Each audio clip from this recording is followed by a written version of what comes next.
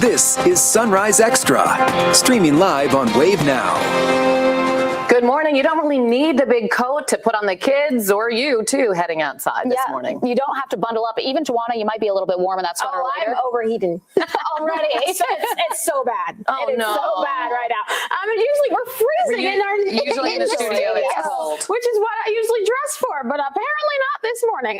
For those of you heading out, we have the clouds that have taken over. No real rain across the region as of right now, but we could see some of those light showers and drizzle later on today. Your temperatures mainly in the 50s. We're now up to 54 degrees right now at the airport in Louisville. That southerly wind is doing its thing. We're going to keep those temperatures rising, eventually ending up in the upper 50s and low 60s for later on today, with some of those clouds trying to clear by the late afternoon and evening. Keep in mind, as I mentioned, as we get towards lunch and the early afternoon with that cold front moving through, this is when we could see some of that drizzle and light showers coming our way. But anything we see will be less than a tenth of an inch of rain. Now, in terms of the wind, some of these gusts near 30 miles per hour expected through the morning into later on today. So for those of you maybe traveling on any of our roadways, this is something that you have to keep in mind. But as of right now, things looking pretty good, right, Rob, on the roads? Yeah, Tawana, not too bad at all. It's 7:01. Good morning on your Tuesday morning. Hopefully it's shaping up to be a terrific Tuesday if you're heading out to work or school this morning. Not bad on the roadways out there. No crashes to report. This is the Snyder at Westport Road again. Just nice dry conditions out there and hopefully making a smooth sailing for you all across the metro. We're looking at 65 at the Kennedy Bridge. Same thing there. No major problems out there to report this morning. We're going to keep an eye on it for you. We do want to pass along, though. We do have a traffic alert for drivers. This affecting downtown Louisville. Now, some lane closures on Interstate 71, they could impact your drive to and from work. Work crews will be on I-71 near Zorn Avenue as part of the major widening project. Starting this morning at 9, they'll work on parts of I-71 north. The interstate will be reduced to just one lane around the interchange near Frankfurt and Zorn Avenues. That work should wrap up about 3 o'clock this afternoon. Olivia. Thank you, Rob. We're seeing a different perspective on LMPD's response when UPS Flight 2976 crashed November 4th, mere moments after taking off from Louisville's airport. And this is video from LMPD's helicopter after the plane went down. A preliminary NTSB report says the left engine and left pylon detached during takeoff. The airplane cleared the fence beyond the end of the runway, but then the left main landing gear impacted the roof of a UPS warehouse. The plane then crashed into the supply yard on the other side of the fence. In the moments that follow, LMPD officers arrived trying to get people out of the area. And also plane lane and outer loop lane units that way. Where's your car at? Yeah, let's. No, it's okay. Let's please get out of here. Yep. Everybody gone. Everybody, let's go. Oh, okay. That way. I need you to get in your car and go that way. You hear officers telling people to get out of the area, and some drivers, like those who are in garbage trucks, were told just to turn off their vehicles, get out, and get as far away as they could. Another body camera video shows LMPD officers arriving to a separate location after dark, just after the shelter-in-place order was issued. In the video, you can see officers finding charred debris and flames from the crashed plane still burning. UPS has since grounded all of its MD-11 planes as the NTSB continues to investigate. The full NTSB report could take months, if not years, to complete and release. In total, 15 people were killed in the crash, including the 3 crew members on board the plane. 23 more people were injured. You can follow our complete coverage of the crash by going to wave3.com and clicking on the news tab. With the new year comes the 2026 Kentucky General Assembly regular session. It starts today in Frankfurt. One of the major issues will include setting the bar high in the Commonwealth for new job creation. Rob Wells is here to break it down for us. Rob? And good morning, Olivia. We know it'll be a different setting for all topics that'll be tackled. That's because the Assembly will meet in a temporary facility constructed next to the Capitol Annex as the state Capitol building remains closed for renovations. Workers put finishing touches on that new facility Monday. Now back to more of that job creation. One representative said he'll be pushing for more data centers that'll then create jobs focused on artificial intelligence. Senator Jay Williams says he knows it's a tough sell because from Oldham to Meade County, data centers and proposals to build them to power AI facilities, they're not going away, but neither are the concerns people have over them and how they might affect everything from air to the water quality. long term, as an industrial facility, it has much less impact upon the environment, upon the communities than almost any other light industry, much less heavy industry we could introduce. There's no other industry that consumes as much power as they do, that have as little footprint in terms of people, traffic, noise in the neighborhood.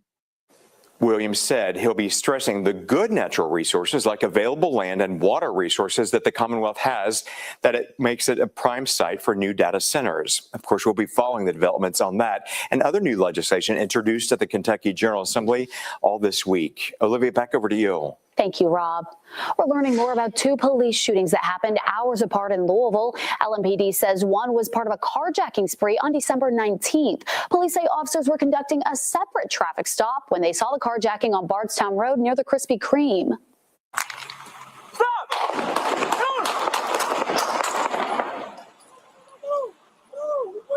Police say the victim was being carjacked by Winthrop Taylor.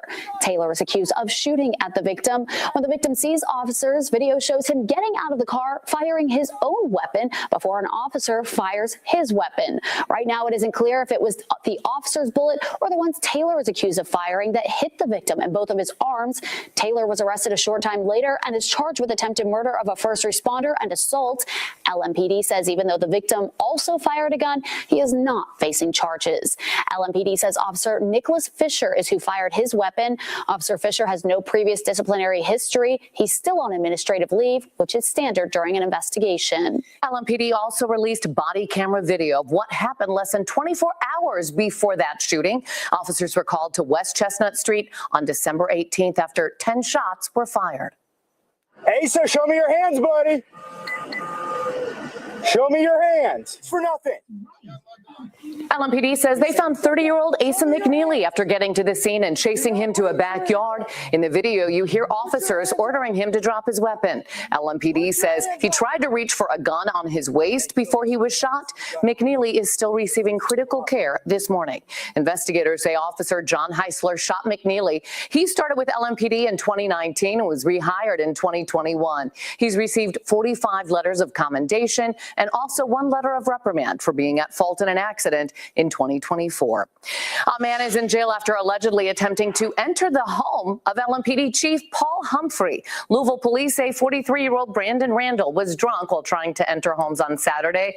An arrest report says Randall opened Police Chief Humphrey's door before saying he was at the wrong location and leaving. LMPD was called to the chief's house and then they found and arrested Randall. He's charged with public intoxication, disorderly conduct, and criminal trespass. He's expected to be in court tomorrow morning at 9. It's now been a week since the Cluckers restaurant in Jeffersonville burned to the ground in the early hours of the morning. Now, the owners of the popular restaurant are speaking out. Wave News reporter Kirsten Foote joining us live this morning with more. Kirsten. Yeah, good morning, Olivia and Shannon. Cluckers has 4 other locations, but this Jeffersonville one was their second location. And as you can see now, it's just a pile of rubble. Now, the owners say that it's been a devastating loss for themselves, their employees, and their customers. And now, Matt Murley and David Simpson were part of a group of Southern Indiana locals who opened Cluckers about 15 years ago. The original store is in New Albany, but they quickly added the second location here in Jeffersonville. When they got the call in the early hours of the morning on December 30th that the restaurant was burning, they couldn't quite believe what they were hearing. I thought, a portion of it's going to be on, maybe on fire, put it out, and let's fix that and let's continue on. And when I got there, I realized that it's something they couldn't control, and it was worse than I could ever imagine. To have it there 1 minute and gone the next, it's hard to describe. Immediately memories of the place that's been there for 15 years. Now, they say nearly 50 employees have been impacted by the fire. Some staff have been placed at other Cluckers locations. Others have taken jobs at local restaurants, welcoming those employees in the aftermath of the fire. Now, the owners do say that they want to rebuild here in Jeffersonville. A timeline for that isn't clear yet. Reporting live, Kirsten Foote, Wave News. Thanks, Kirsten. New data shows that flu activity in the U.S. is at a 25-year high. We'll show you what's happening in Indiana and Kentucky and what health leaders say you can do to protect yourself.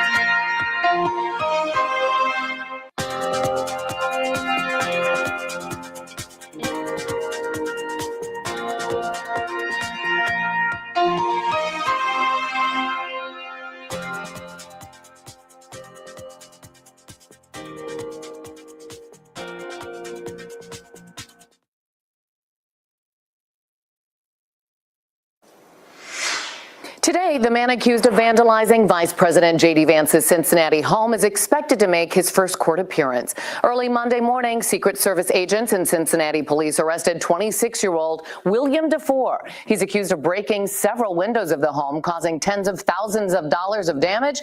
He's also accused of breaking out the front window of an unmarked Secret Service SUV. He's facing federal vandalism charges and will go in front of a judge at 9 a.m.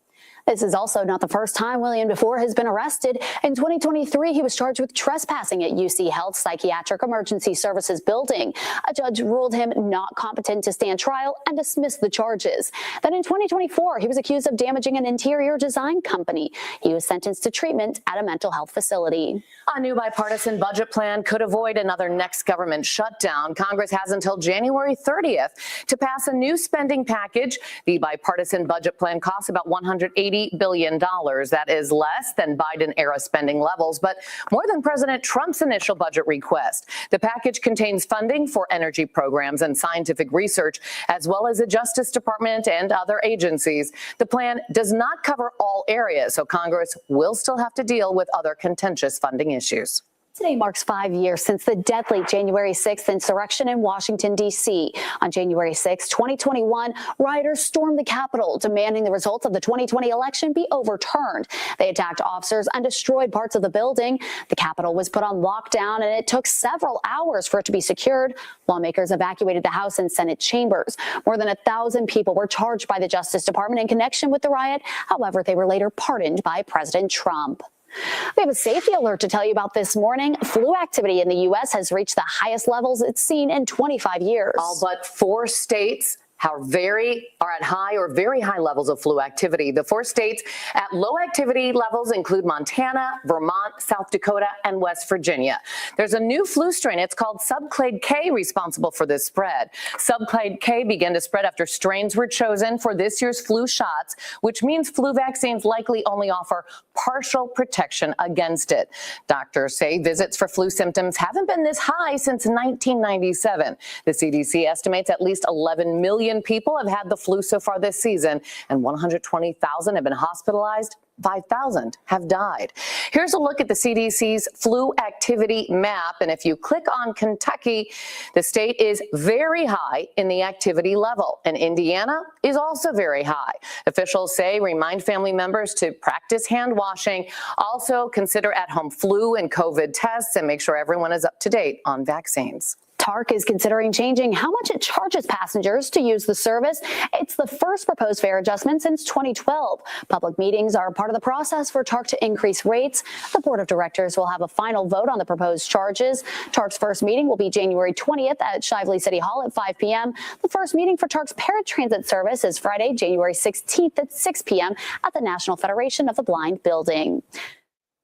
And starting today, you can request help to keep your home warm during the winter. LIHEAP crisis assistance applications will be available through March 27th. The program assists eligible households facing a heating emergency or if they're at risk of eviction because of unpaid utility bills. But applications will be accepted on a first-come, first-served basis or until funds run out. But today, you could give that heater a bit of a break. Yeah, it's going to be nice again today, but windy. Yeah, but windy. And the wind is the reason that we're looking at the warm weather in our forecast for today. As of right now, we have a warm front to our north that's really kicking in that southerly wind, but then a cold front is off towards our west. That will scoot through later on today and help to keep us a touch cooler for tomorrow. As of right now, we're just mainly seeing those clouds overhead all across wave country, and that matches with what we're seeing as well in our SkyTrack camera downtown looking over Spaghetti Junction. This camera has been shaking just a bit as we had started off the morning as that wind really started to pick up. Now that southerly wind helped to push your temperatures up. So towards midnight, we were sitting in the 40s, and then we just started to climb into the 50s across the area. And this is where most of us are to start off the day. Still at 48 degrees though in Madison, everybody else in the 50s, and that wind right now gusting between 20 and 25 miles per hour in most spots. Going to keep that 20 to 30 mile per hour range for the wind gusts through the morning and into the afternoon. By later on this evening, though, once that front moves away, we will see the wind calming down. So what we're looking at for the rest of the day, those clouds around for the morning. Highs in the upper 50s and the low 60s. We'll see the clouds clearing through the afternoon and evening, and we'll see mainly clear skies for later on tonight into early tomorrow as we drop down into the 30s and 40s for lows. More of that sunshine expected for your Wednesday afternoon. Thursday, though, it's all about that rain starting to take over our region. We'll watch those rounds of rain through the morning, afternoon into your Friday, Saturday, and even can see some wintry weather trying to linger into Sunday. And part of the reason for that, those falling temperatures throughout the day on your Saturday. Now, in terms of any severe weather, we are watching areas off towards our southwest. Already outlook for that severe threat. So that means if areas to our southwest are in a slight risk, that would put a good chunk of wave country potentially in a marginal risk for severe weather, and that is a trend we'll watch closely. On top of that, this is going to be a decent amount of rain, especially for our southernmost counties. This is where we could see 1 to 2 inches of rainfall across our region, but keep in mind that will be fully dependent on where these fronts set up shop for the end of the work week and into the weekend. Now, I mentioned that small snow chance on Sunday, going to be keeping an eye on a clipper, trying to dive our way for that time frame. And the chilly weather does stick around through most of next week. By next Thursday, we could be talking about another system trying to bring more wintry weather back into our forecast. Shannon. Thank you, Tawana. Breaking this morning, we're working to learn more about a house fire in South Louisville. Here's a look at the house on Scarborough Avenue. It's in between 3rd Street Road and the Gene Snyder there. PRP firefighters right now are on the scene. Looks like the flames are out. We have reached out to PRP Fire to get more information about this, to see if anyone was inside. When we get that, we will update you on wave3.com.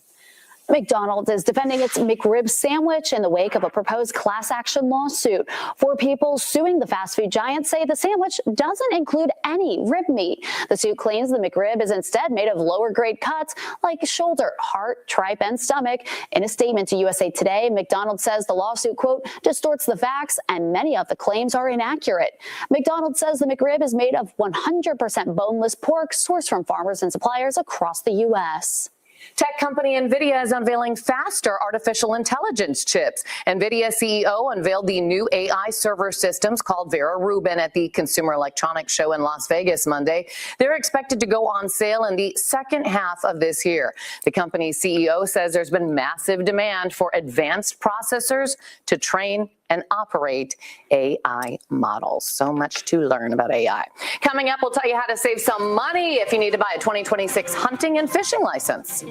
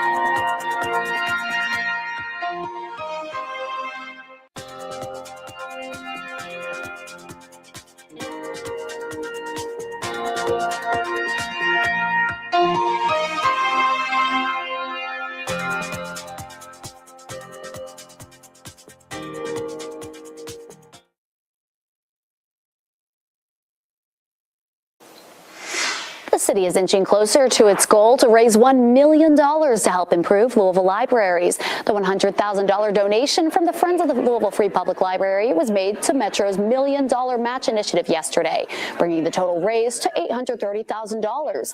The money will be used to help put more books on shelves, cut down on wait times for physical books and digital copies, plus expand access at the library.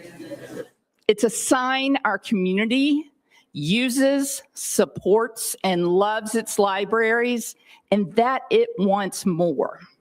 This campaign is about making sure our libraries are filled to the brim with the materials that people need and that they want. If the campaign raises the $1 million goal, the funds will be matched by a donation from the city for a total of $2 million. Kentucky's second medical marijuana dispensary will open next week in Lexington. It's called Speak Easy Dispensary. They're going to have a ribbon cutting event January 14th and then open for business the next day. Kentucky law says all the product must be grown, harvested, and tested in the Commonwealth. Speak Easy warns early availability will be limited. Kentucky's first medical cannabis dispensary, The Post, opened in Ohio County in December, but they had to shut down after just a few days of sales because they ran out of product. Now they've secured a second larger cultivator. The Post will reopen January 15th or 16th. Looking ahead, if you're running out of time to save on your hunting and fishing license fees, Kentucky Fish and Wildlife says starting this month, the agency is moving to a new way of setting license and permit prices, which will shift to every other January. Because of this, prices are expected to go up by about 6% in the middle of January. You can buy those licenses online now or by visiting a local licensed seller. The search is on for this year's Thundernator. That's the person who will start the fireworks show at Thunder over Louisville. The Kentucky Derby Festival and Kentucky Lottery will release new information this week on how they're going to pick that winner. In addition to starting the Thunder fireworks, winners in the past have scored tickets to Churchill Downs, the Great Steamboat Race, and a room at the Galt House for Thunder Weekend. Thunder over Louisville will happen Saturday, April 18th. They'll be here soon. Thundernator, love that name. We'll be right back.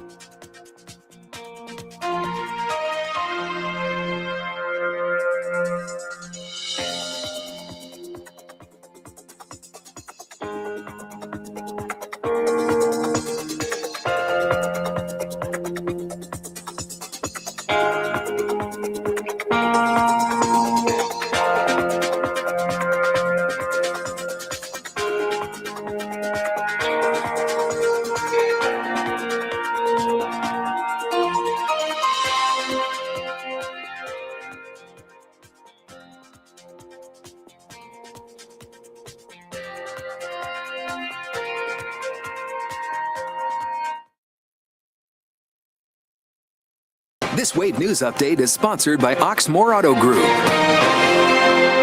Good morning, I'm Shannon Kogan. New video is showing LMPD's response to the deadly UPS plane crash. This is video from LMPD's helicopter after the plane went down. A preliminary NTSB report says the left engine detached during takeoff and the plane crashed into the supply yard outside the runway. 15 people were killed, including the 3 crew members on the plane. 23 others were hurt. The NTSB is still working on the final report on the crash.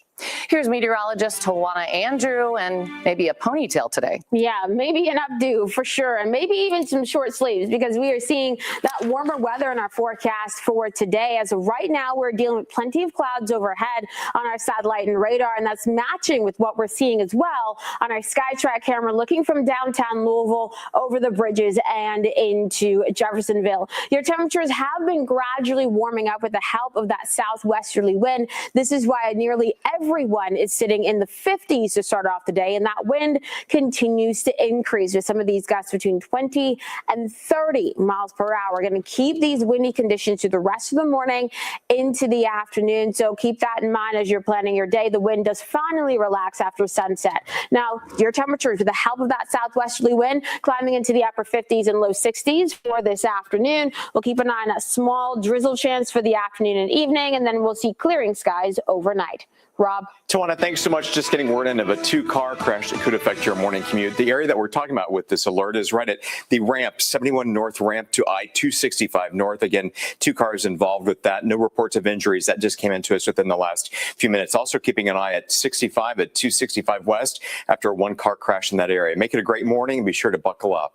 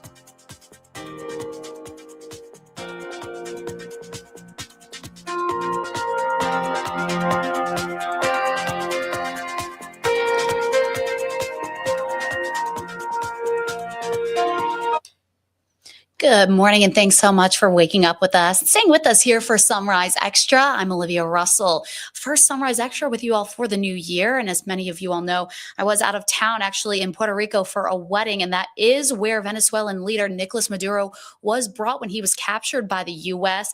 Airspace was shut down for 24 hours on Saturday. Fortunately, I didn't have any delays getting back, but it was an odd Saturday with so many people walking around with suitcases. not sure where to go, but a lot of confusion. Other than that, the experience was just fine. A lot of delays still there at the airport this morning. But we do have updates on Nicolas Maduro and his wife. They pleaded not guilty in their first court appearance in New York, less than 3 days after their capture by the U.S. military operation. As the legal case against Maduro moves forward, the future of Venezuela remains uncertain, with questions about who will now run the country. Maribel Gonzalez has the latest on that. Deposed Venezuelan leader Nicolás Maduro was escorted by U.S. law enforcement back to a New York detention center after appearing in court along with his wife, Esilia Flores. The two were arraigned Monday on federal drug and weapons charges following their capture during a U.S. military operation over the weekend. Maduro and Flores both pleading not guilty to all charges. Maduro stating in court he was kidnapped on Saturday and that he is still the president of Venezuela. President Donald Trump over the weekend saying otherwise and threatening to expand military operations beyond Venezuela into Colombia. Maduro's capture now raising questions as to what may happen next. It's a great country that's been decimated by the Maduro regime. Nobody is disputing that. No one's also disputing the fact that the overwhelming majority of Americans do not support another failed foreign war. Former Vice President and Maduro loyalist Delcy Rodriguez sworn in Monday as Venezuela's acting president. Monday evening, top U.S. officials briefed a select group of bipartisan lawmakers on Venezuela in a classified setting. This amidst growing concern from some members of Congress who say the military operation was illegal because it lacked congressional authorization. The House Speaker pushed back. My appreciation of this entire thing is it was completely authorized by law. It's well within Article 2. And now we're getting our Article 1 briefing exactly on the timetable. I'm Maribel Gonzalez reporting. And we're getting reaction from Kentucky lawmakers on this involvement in Venezuela. And right now, those lawmakers from Kentucky are pretty split, some supporting President Trump's actions, while others are condemning them. Republicans Mitch McConnell and Andy Barr are supporting the president's actions. McConnell writes on X in part, quote, Maduro is a thug and the hemisphere would be safer without his lackey of Iran, Russia, and China in power. Barr writes, Americans everywhere should celebrate that President Trump has restored international order and further deterred our enemies. Meanwhile, Kentucky Senator Rand Paul is calling the surprise attack on Venezuela unconstitutional. Apparently, this attack's been under planning for 3 or 4 months, and so there's plenty of time to ask Congress's permission. I think it's disdainful, but I don't think he's the first president to do it. I mean, many people will point out all of them do it. So this is a bipartisan problem. I'm glad that there's a significant debate and that we will have a vote on this, but without question, this is war. Kentucky Congressman Morgan McGarvey also condemned the lack of communication from the White House. He says he's also trying to learn more about a New York Times report that Delta Force commandos rehearsed that mission at Fort Campbell, which is here in Kentucky. A judge set a $500,000 bond for the man accused of walking to a nursing home in Hardin County and stabbing his own mother to death. Joseph Curtis is charged with murder domestic violence. Police say he stabbed his mother multiple times at the Signature Healthcare at North Hardin in Radcliffe on Friday. A judge appointed Curtis a public defender. He was also ordered to have no weapons, alcohol, or drugs. He's set to be back in court next Monday for a preliminary hearing where the judge said we will hear witness testimony in the case. Metro ABC and LMPD are investigating a Louisville private lounge after 4 people were shot there over the weekend. Now officials in the area say something needs to happen. Councilwoman Josie Raymond, who lives near Lenny's Lounge, says neighbors have been voicing concerns about a private lounge being so close to homes. The shooting has only added to those concerns. Details into the shooting are unclear. While no one has been charged with the shooting itself, the bar's owner, James Conner, was arrested. LMPD says he violated the terms of a domestic violence order, which prevents him from having a gun. He was not charged in the actual shooting, though. Alcoholic Beverage Control has issued an emergency suspension of the lounge's liquor license, but Councilwoman Raymond says that needs to be permanent. It's worth Metro Council looking at the zoning rules and the ordinances surrounding private clubs to make sure that these can operate safely in our communities and that they can have the sort of oversight that we expect of every other bar and restaurant. And I'll say when it comes to Lenny's Lounge on Klondike Lane, shut it down. I'm calling on ABC to not renew their license so that they can never reopen. The investigation is still ongoing into what led up to the shooting or how many suspects there could be. We're learning more about what led to a missing 13-year-old girl in Kentucky being found states away with a 37-year-old man. Police say Winter Wagner was kidnapped. She went missing in October and was found the day after Christmas in Maryland. Reporter Maggie Rickerby has more on this federal investigation. Thousands of civilian volunteers and people who called and cared and prayed. You made the difference. After more than 2 months of searching, investigators say 13-year-old Winter Wagner was found in a home in Maryland with 37-year-old Christian Delgado. He was arrested that day and charged with kidnapping. Officials say it was also the efforts of multiple agencies across state lines, including U.S. Marshals and the FBI. Here in southeastern Kentucky, it doesn't matter what badge you have. What matters is that we are a team. According to Delgado's arrest warrant, he met the teen online and drove from Florida to Kentucky to pick her up, then drove her back to Florida and eventually to Maryland. Monday afternoon at a press conference, U.S. Marshals confirmed Winter called her aunt and her dad to tell them where she was. U.S. Marshals got a team together within minutes to find her and arrest Delgado. Now, Deputy U.S. Marshal Collier Phillips says a federal detainer has been lodged on Delgado for a federal complaint warrant. 37-year-old Christian Delgado appeared in court today for an arraignment. He pleaded not guilty to a felony charge of kidnapping. Just been retained by the family.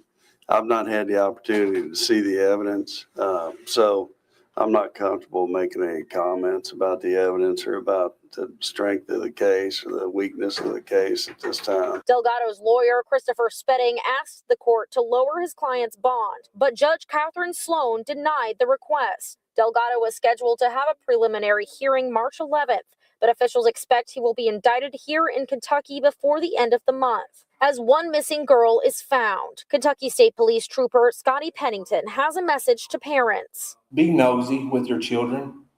Be nosy when they're playing somebody on their little Xbox or their PlayStation game and they're talking to them and maybe they're talking a little inappropriate.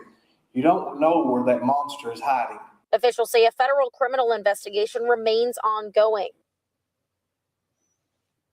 And Delgado is being held right now in the Rockcastle County Jail on a $1 million bond. We're going to take a quick break. We'll be right back, coming up in just 2 minutes.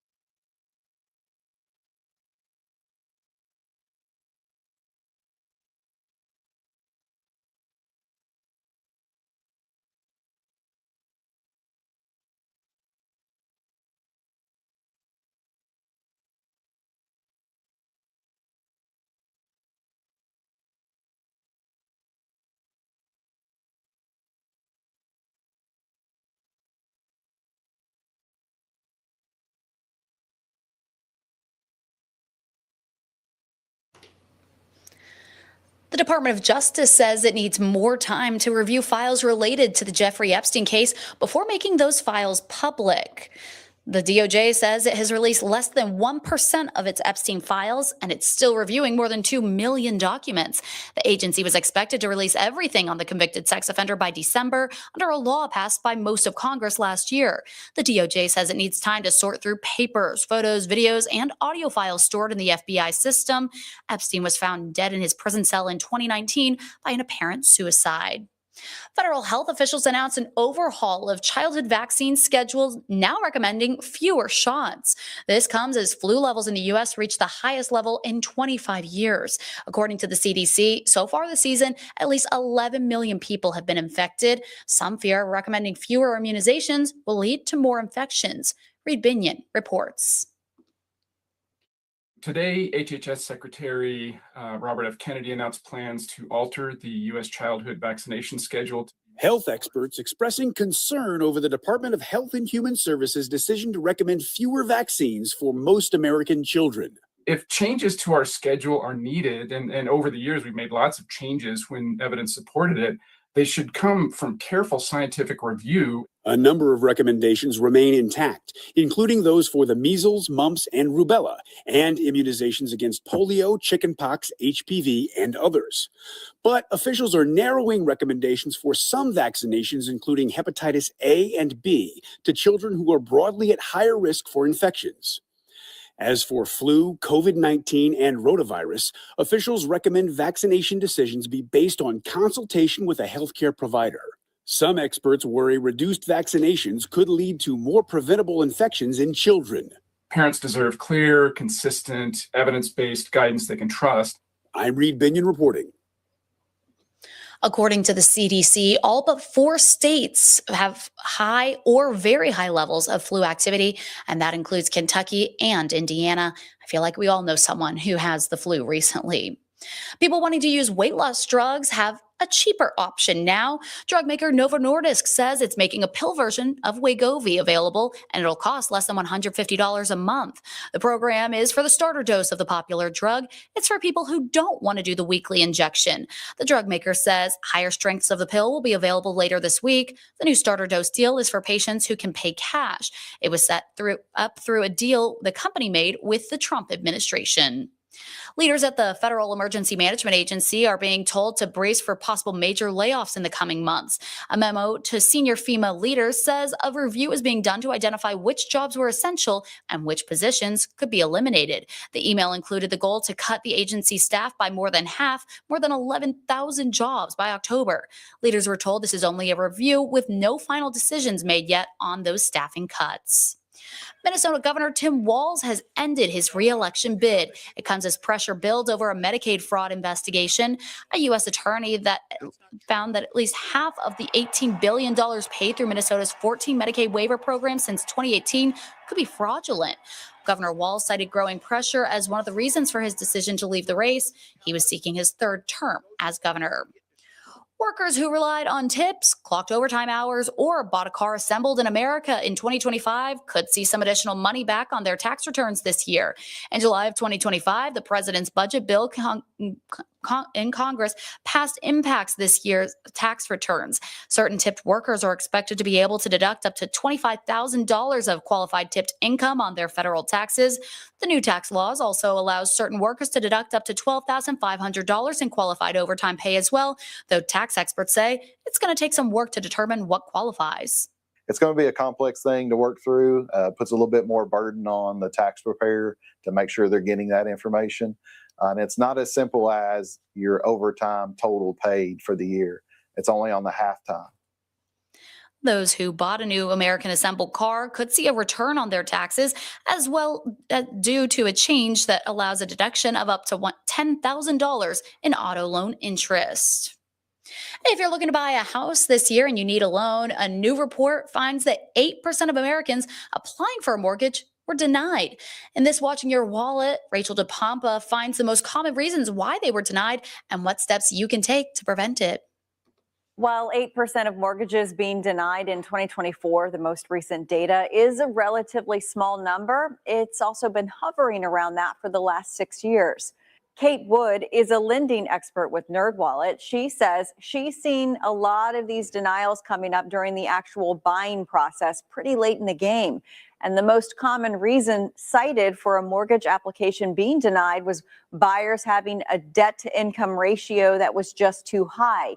She speculates this is happening because home prices have increased dramatically for several years. Competition hasn't abated as much as we would expect in many parts of the country. So people could be getting into situations where they're going back and forth, bidding up to get their offer accepted on the home. And when they do, they reach a point where their budget is going to be too strained from a lender's perspective to afford that home. Wood says mortgage application denial does not mean this is the end of the road for you. She says always get pre-approved at the beginning of the process so you know how much money you are working with. You also could potentially aim to make a larger down payment. So if you're looking at your target home price, trying to aim for a higher percentage of that. That will both reduce the amount of the loan, how much you're borrowing, and it will also potentially lower your debt to income ratio. Wood says the median down payment for first-time home buyers in 2025 was about 10%. Having a trusted real estate agent can also help, so you can really target homes in the right price range for you. With this Watching Your Wallet, I'm Rachel DePompa. So for anyone who is entering the housing market this year, good luck to them. We're going to take a quick break. We'll be right back with some headlines in sports.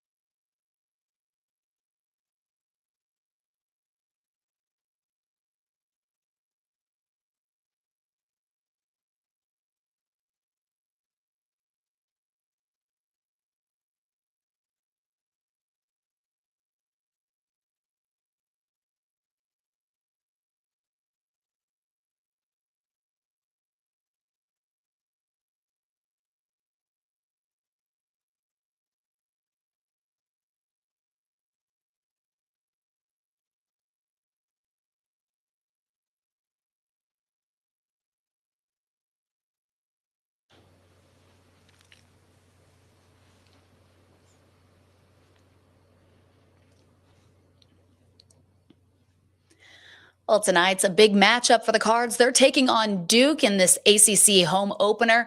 A big challenge here, though. U of L will be without freshman star Michael Brown. He's out for tonight's game. It'll actually be his 5th straight game that he's missed. He posted on X last night saying this back injury that he has happened before the Memphis game, actually made worse during that Memphis game. So he's been out for quite some time now. Cards fans definitely want him back. U of L dropped to number 20 in the polls after their 80-76 loss at Stanford on Friday night.